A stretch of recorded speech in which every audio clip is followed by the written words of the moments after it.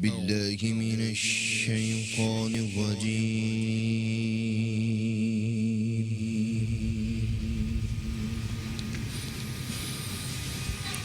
بسم الله الرحمن الرحيم.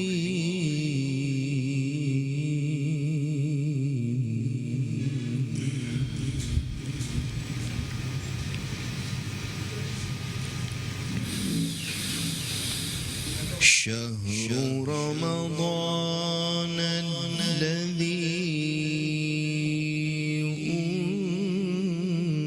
أنزل فيه القرآن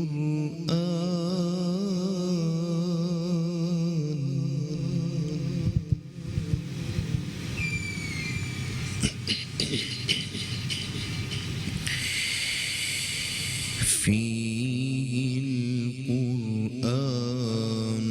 هدى للناس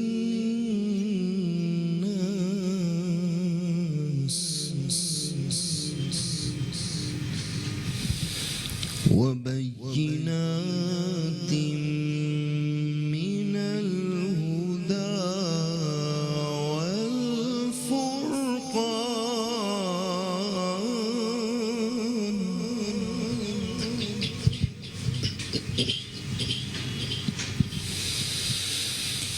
شهر رمضان الذي أنزل فيه القرآن هدى للناس وبينات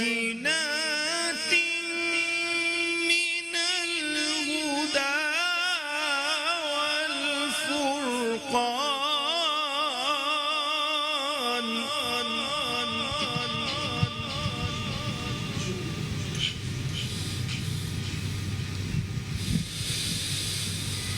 فمن شهد منكم الشهر فليصم.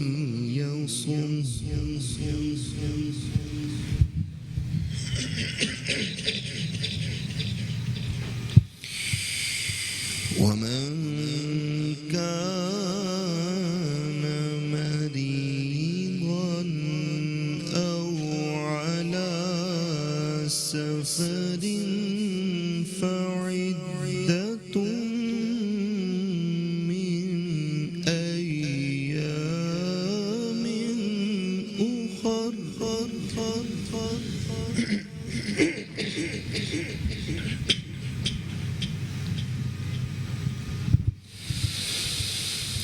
ومن كان مريضا أو على سفر فعدة من أيام أخر يريد الله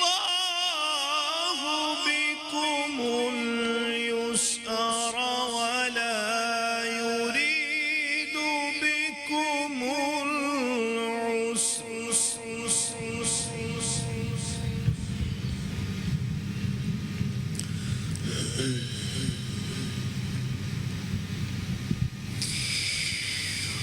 ولتكملوا العدة ولتكبروا الله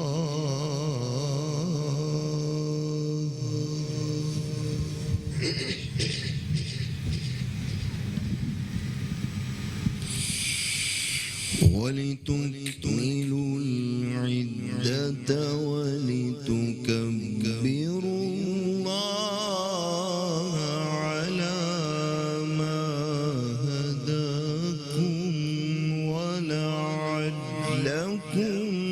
تشكرون.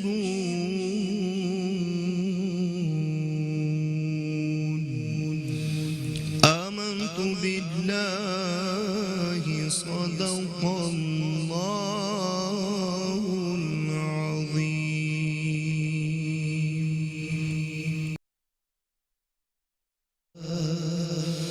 رسول الله وسلم عليك يا حبيب الله.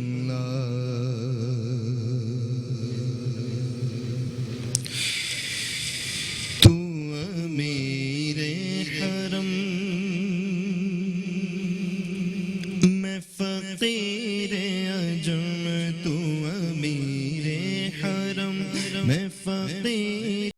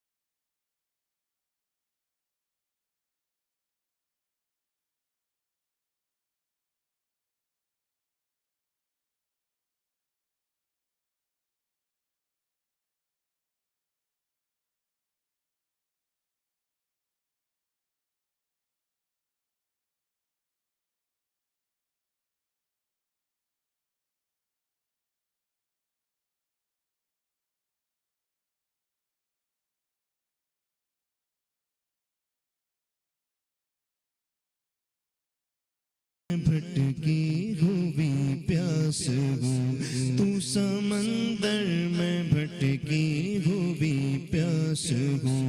میرا گھر خاک پر اور تیری راہ گزر، میرا گھر خاک پر اور تیری راہ گزر.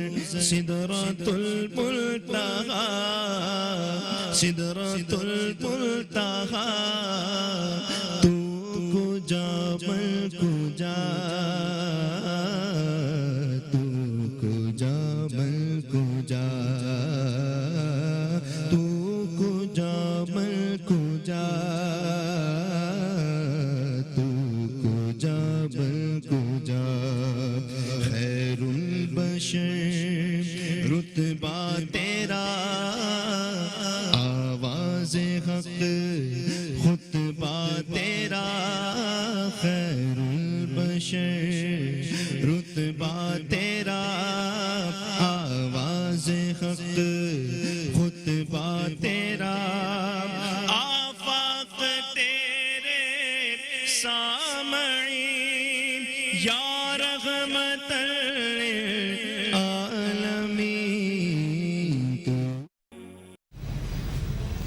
بسم اللہ الرحمن الرحیم. السلام علیکم ناظرین.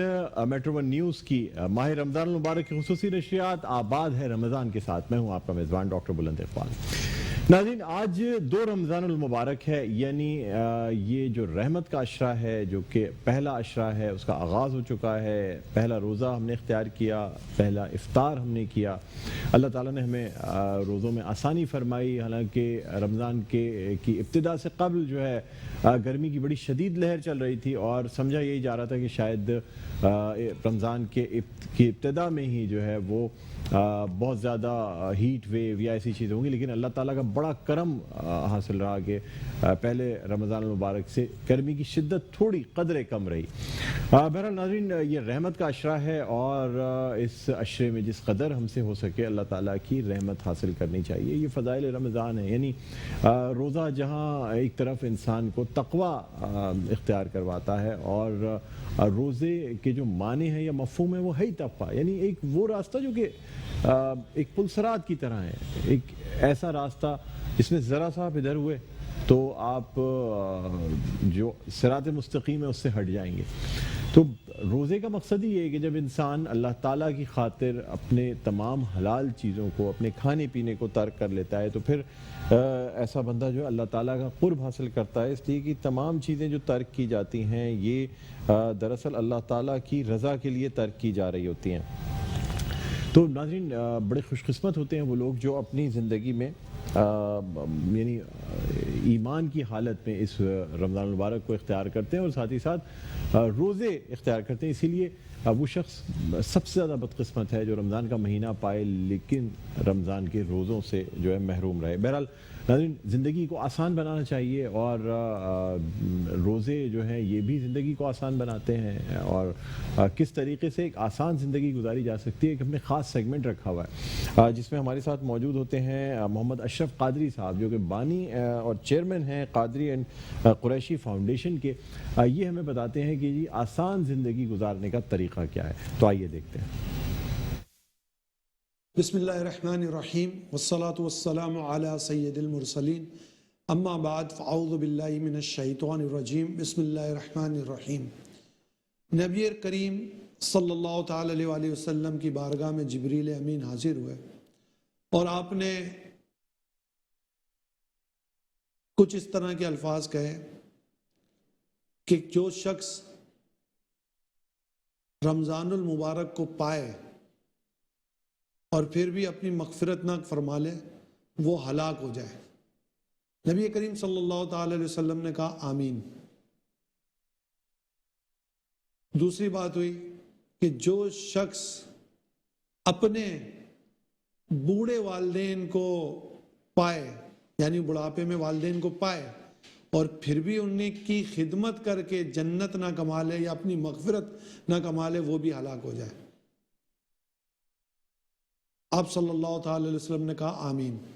اور تیسرا وہ شخص جس پر نبی کریم جس کے پاس نبی کریم صلی اللہ تعالی علیہ وسلم کا ذکر ہوا اور وہ نبی کریم صلی اللہ تعالی علیہ وسلم پر درود نہ بھیجے وہ بھی ہلاک ہو جائے۔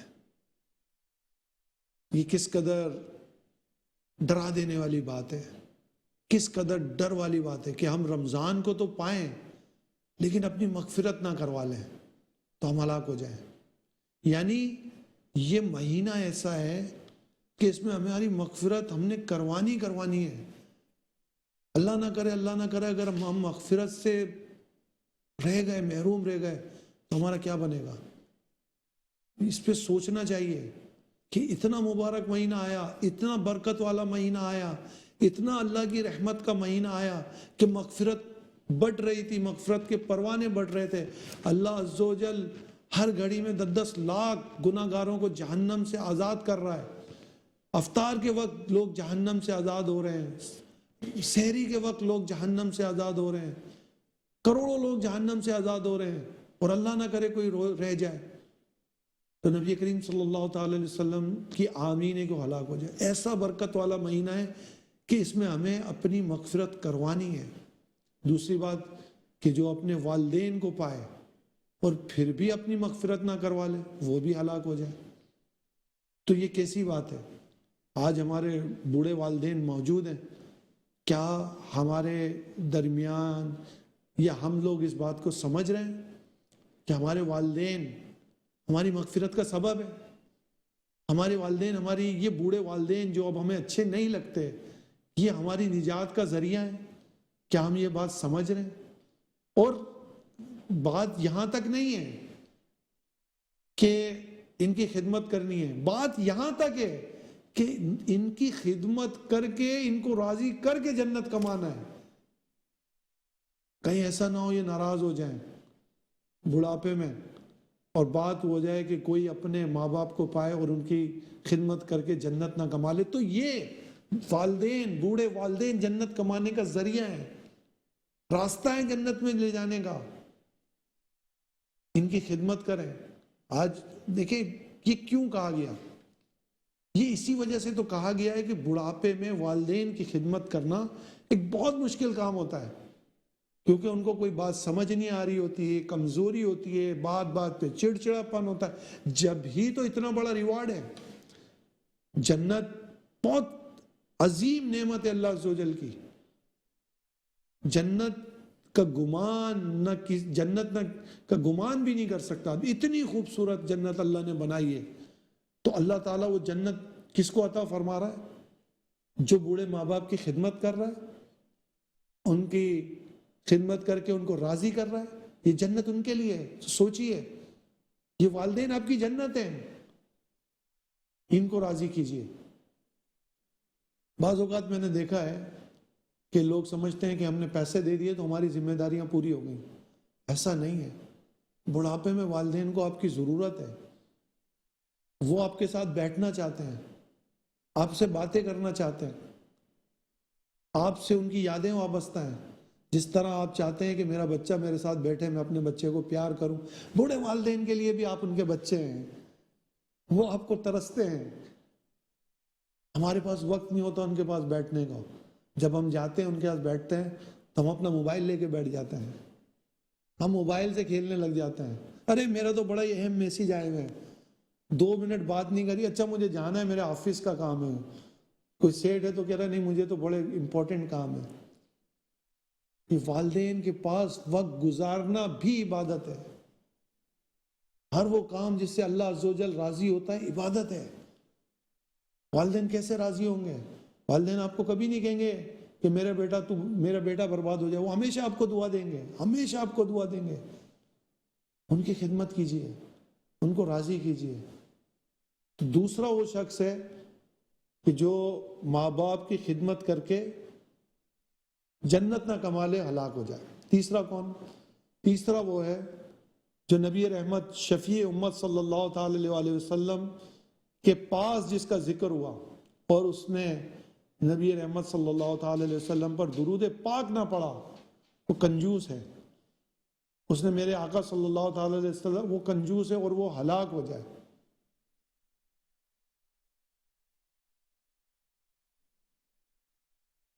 یہ جو رمضان المبارک کا مہینہ ہے یہ مغفرت کا مہینہ ہے. اس میں یہ کمر باندھ لیجئے کہ میں نے مغفرت کروانی ہے.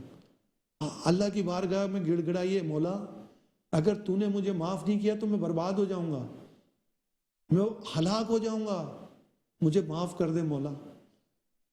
مناجات کیجئے رب کی بارگاہ میں, ڈریے اللہ سے. یہ مغفرت کا مہینہ ہے, کروڑوں بخشے جائیں, میں نہ رہ جاؤں. ایسا نہ ہو میری باری نہ آئے لوگ جنت میں جائیں. آج آپ اس کی کوشش کیجئے. اتنا عظیم مہینہ ہے اللہ عز و جل کا مہینہ. جب رمضان المبارک کا انعام ایسا ہے کہ اللہ تعالیٰ ان کو ایک خاص آنر دے گا, ایک خاص عزت دے گا کہ جب بروز محشر ان کو ایک خاص دروازے سے جنت میں لے جایا جائے گا, اور اس دروازے کا نام ہے باب الریان. ندا دی جائے گی روزدار کہاں ہیں, ان روزداروں کو جمع کیا جائے گا اور صرف روزدار اس دروازے سے جنت میں جائیں گے, اور اس کے بعد وہ دروازہ بند کر دیا جائے گا. یہ آنر کس کے لیے ہے؟ یہ آنر روزدار کے لیے ہے جو روزے رکھتے ہیں. اب اتنے بڑے بڑے انعامات اور پھر بھی ہم روزہ نہ رکھیں. روزہ رکھنا, بلکہ روزہ رکھیں, بلکہ روزے کو بہت اچھی طریقے سے رکھیں. بزرگوں نے لکھا ہے کہ روزے کے 3 درجے ہوتے ہیں, یعنی 3 طرح سے لوگ روزہ رکھتے ہیں. ایک روزہ ہوتا ہے عوام کا روزہ, جو عوام رکھتی ہے, یعنی صرف روزہ رکھا, باقی جو معمولات زندگی ہیں وہ چل رہے ہیں. جھوٹ بھی چل رہا ہے, غیبت بھی چل رہی ہے, گالی گلوچ بھی چل رہی ہے, اور جو معمولات ہیں اس میں کوئی تبدیلی نہیں آئی. تو میری ان لوگوں سے اس چینل کے ذریعے ریکویسٹ ہے کہ جب آپ روزہ رکھیں تو آپ کے جسم کا بھی روزہ ہو, آپ کے آنکھ کا بھی روزہ ہو, آپ کے کان کا بھی روزہ ہو, آپ کی زبان کا بھی روزہ ہو. ہر لوگ کہتے ہیں نا یار بات نہیں کر, آج میرا روزہ ہے, آج مجھے بہت غصہ آ رہا ہے, میرا روزہ ہے آج. تو آپ نے روزہ رکھا ہے رب کو راضی کرنے کے لیے. کیا آپ نے روزہ اس کے بندوں کو ناراض کرنے کے لیے رکھا ہے؟ کیا آپ نے روزہ اس کے بندوں سے لڑنے کے لیے رکھا ہے؟ کیا آپ نے روزہ لوگوں کو احسان جتانے کے لیے رکھا ہے؟ کس لیے رکھا ہے آپ نے روزہ؟ آپ نے روزہ رکھا ہے اس کے اللہ کو راضی کرنے کے لیے, تو اس کے بندوں کو بھی راضی کریں. تو یہ جو روزہ ہوتا ہے یہ عام عوام الناس کا روزہ ہوتا ہے. دوسرا جو روزہ ہوتا ہے، جو خاص کا روزہ ہوتا ہے، وہ کن لوگوں کا ہوتا ہے؟ وہ ان لوگوں کا ہوتا ہے جیسے میں نے عرض کیا کہ ان کا وہ خود بھی روزدار ہوتے ہیں، ان کا جسم بھی روزدار ہوتا ہے، ان کے آنکھ، کان، ناک، زبان، ہر چیز روزدار ہوتی ہے، اور وہ ہر چیز کا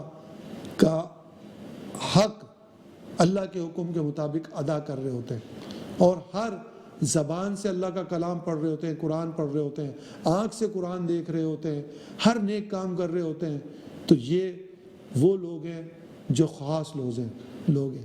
تیسرے درجے کے کون لوگ ہوتے ہیں؟ وہ خاص الخاص لوگ ہوتے ہیں، وہ لوگ ہوتے ہیں جو بس روزہ رکھتے ہیں اور پھر اس روزے کے دوران سارا صرف اللہ کے کام کرتے ہیں، صرف اللہ کے کام۔ دعا ہے کہ اللہ تعالی ہمیں روزوں کو خاص الخاص روزے رکھنے والا بنا دے۔ ہمارا روزہ ہو تو ہماری آنکھ کا بھی روزہ ہو، ہمارے کان کا بھی روزہ ہو، اور ہماری ہر جسم کے اعضاء کا روزہ ہو، اور ہمارے روزے سے لوگوں کو تکلیف نہ پہنچے۔ میں نے دیکھا ہے کہ جب لوگ روزہ رکھتے ہیں تو ملازمین ڈرتے ہیں، آج مالک کا روزہ ہے یار، آج مالک بہت غصے میں ہے۔ گھر میں بچے ڈرتے ہیں، آج ابو کا روزہ ہے، آج بات نہیں کرنا۔ گھر والی ڈرتی ہے، پھر گھر میں جب آتے ہیں تو پھر ایک شور، ہنگامہ، پکوڑے نہیں بنائے، سموسے نہیں بنائے، تمہیں پتہ نہیں آج میرا روزہ ہے۔ احسان جتاتے ہیں۔ آپ نے کس کے لیے روزہ رکھا ہے؟ احسان کرنے کے لیے روزہ رکھا ہے؟ لوگوں کو جتانے کے لیے روزہ رکھا ہے؟ آپ نے روزہ رکھا ہے اللہ کے لیے، تو اللہ کے بندوں کو بھی آپ نے راضی کرنا ہوگا، اللہ کے بندوں کے ساتھ بھی آپ نے حسن سلوک کرنا ہوگا۔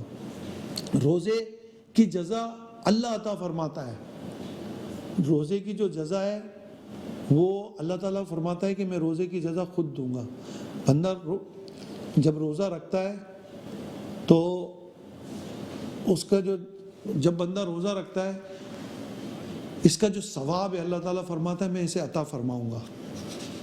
بعض جگہ پہ لکھا ہے کہ اللہ تعالیٰ کو روزدار کے منہ کی بو، اکثر آپ نے دیکھا ہوگا نا جب بندے کا منہ بند رہتا ہے، آپ نے خود بھی اس چیز کو محسوس کیا ہوگا، تو ایک بو پیدا ہوتی ہے، تو روزدار کی بو اللہ عز و جل کو مشک جو خوشبو ہوتی ہے خاص طور پہ اس سے زیادہ عزیز ہے، اس سے زیادہ اچھی لگتی ہے اللہ تعالیٰ کو روزدار کے منہ کی بو۔ یہ اور اللہ تعالیٰ خود دے گا روزدار کو اس کی جزا۔ اس کے ساتھ ساتھ جب آپ نے ایک چیز بھی دیکھی ہوگی، میں چونکہ ہمارے پروگرام کا ٹاپک ہے آسان زندگی، تو میں بہت ساری چیزوں کو آپ کے لیے آسان کر کے بتاؤں گا۔ وہ یہ ہے کہ آپ نے بہت ساری چیزیں دیکھی ہوں گی کہ لوگ جب روزہ افطار کرتے ہیں تو روزہ افطار کرنے کے بعد آپ نے دیکھا ہوگا کہ وہ مغرب کی نماز بھی چلی جاتی ہے اور پھر عشاء کی نماز بھی چلی جاتی ہے۔ نماز فرض ہے، جس طرح روزہ فرض ہے نماز بھی فرض ہے، تو آپ نے نماز بھی پڑھنی ہے، اور بالخصوص عشاء کی نماز بھی پڑھنی ہے، تراویح بھی پڑھنی ہے آپ نے۔ اب جو آپ کام کرتے ہیں، مثال کے طور پہ کوئی نماز پڑھتا ہے تو اللہ تعالیٰ کی طرف سے اسے بلیسنگ ملتی ہے، رحمت ملتی ہے۔ حضرت ابو بکر صدیق رضی اللہ تعالیٰ عنہ فرماتے ہیں کہ جو اللہ تعالیٰ کے کاموں میں لگ جاتا ہے اللہ تعالیٰ اس کے کاموں میں لگ جاتا ہے، اور اگر آپ اللہ کے کام چھوڑ کے دنیا کے کاموں میں لگ جاؤ گے تو اللہ تعالیٰ آپ کو دنیا کے کاموں میں اتنا الجھا دے گا کہ آپ دنیا کے کاموں میں مصروف ہو جائیں گے۔ تو نماز تو فرض ہے۔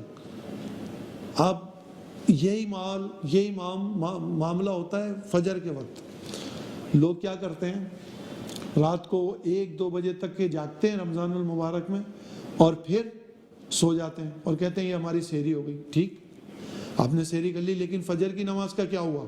آپ نے فجر کی نماز تو پڑھی نہیں۔ فجر کی نماز کے لیے لوگ کہتے ہیں یار میں فجر کی نماز پڑھوں گا تو مجھے تو 9 بجے آفس پہنچنا ہوتا ہے۔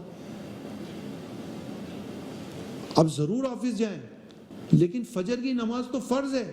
آپ رمضان المبارک کی نماز چھوڑ رہے ہیں، آپ عشاء کی نماز بھی چھوڑ رہے ہیں، آپ فجر کی بھی نماز چھوڑ رہے ہیں، آپ روزہ رکھ رہے ہیں، لیکن نمازوں کا کیا؟ تو یاد رکھیے جس طرح روزہ فرض ہے اس طرح نماز بھی فرض ہے۔ اگر کوئی جان بوجھ کر ایک نماز چھوڑ دے گا اللہ تعالیٰ اسے کئی سال تک جہنم میں جلائے گا۔ بہت کڑی سزا ہے، بہت کڑی سزا ہے۔ تو جب آپ روزے رکھ رہے ہیں اللہ تعالیٰ کو راضی کر رہے ہیں، تو کیا آپ کی نماز چھوڑنے سے اللہ عز و جل راضی ہوگا؟ سوچیں اس بات کو. ہم کوئی نماز نہیں چھوٹنی چاہیے ہماری نہ عشاء کی نماز چھوٹے، نہ ہماری فجر کی نماز چھوٹے. پھر لوگ رمضان المبارک کے بابرکت مہینے میں تیاریاں کرتے ہیں. آپ رمضان کی تیاریاں پہلے کر لیں. رمضان میں صرف اللہ عز و جل کا کام، جیسے میں نے آپ کو بتایا کہ رمضان میں صرف خاص کا روزہ رکھیں، دن میں بھی عبادت ہو، رات میں بھی عبادت ہو. اللہ عز و جل کے معصوم فرشتے روزدار کے لیے دعائے مغفرت کرتے ہیں. 70,000 فرشتے اللہ تعالیٰ کے روزدار کے لیے دعائے مغفرت کرتے ہیں. سمندر کی مچھلیاں روزدار کے لیے دعائے مغفرت کرتی ہیں. مغفرت کا اور رمضان المبارک کا پہلا عشرہ، یہ جو رمضان المبارک آج دوسرا رمضان ہے، یہ رحمت بھرا ہے. اس میں رحمت ہی رحمت ہے اللہ تعالیٰ کی. ہر معاملے میں رحمت ہے. اللہ تعالیٰ سے اس کی رحمت مانگیے، اللہ تعالیٰ سے اس کا فضل مانگیے، اللہ تعالیٰ سے اس کا کرم مانگیے. یہ مانگنے کے دن ہے.